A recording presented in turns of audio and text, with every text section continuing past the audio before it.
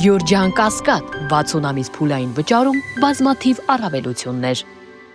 Պարոն Փաշինյան 18-ամյա Դավիթին կալանավորեց ձեզ դատապարտած դատավոր Մնացական Մարտիրոսյանը եւ դուք այն տարիներ առաջ երբ ձեզ էր կալանավորել Մարտիրոսյանը նրան անվանել եք տխրահռչակ դատավոր եւ ասել եք, որ այնտեղ ոչ թե դատավորն է նստած, այլ Սերժ Սարգսյանն է։ Շարունակում է դատավորը ձեզ համար նման տխրահռչակի համբավ ունենալ թե ոչ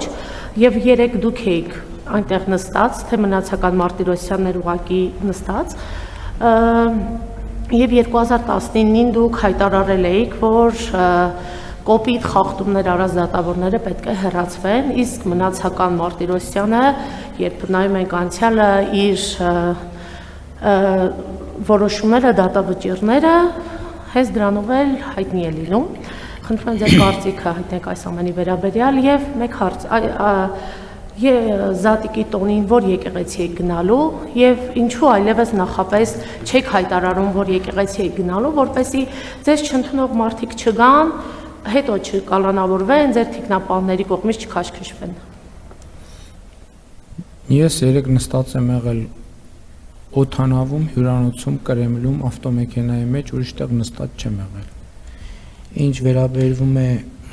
Ինչ վերաբերվում է եկեղեցուն,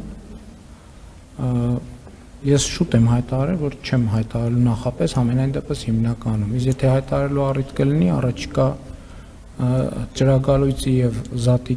Սուրբ Զատիկի հետ կապված, եթե առիթ կլինի, նպատակահարմար կգտնեմ, կհայտարարեմ։ Այլ մեկնաբանություն չունեմ, դատական համակարգով զբաղվող ինստիտուտներ կան, թող զբաղվեն։ Այլ մեկնաբանություն չունեմ։ Շնորհակալություն, հաջորդ հարցը Յուրասաց։ Պարոն Փաշինյան, դուք պահքի մեջ եք, ներողություն որ հարցնում եմ, պահում եք, գիտեք, որ ավագ շաբաթն է եւ քրիստոնեական օրացույցում ավագ շաբաթը առանձնահատուկ նշանակություն ունի։ Քրիստոսը ներեց մարդկանց, Հիսուս Քրիստոսը ներեց մարդկանց, մենք էլ պետք է ներենք մեր մերձավորներին, դուք երևի թե ինձնից լավ գիտեք։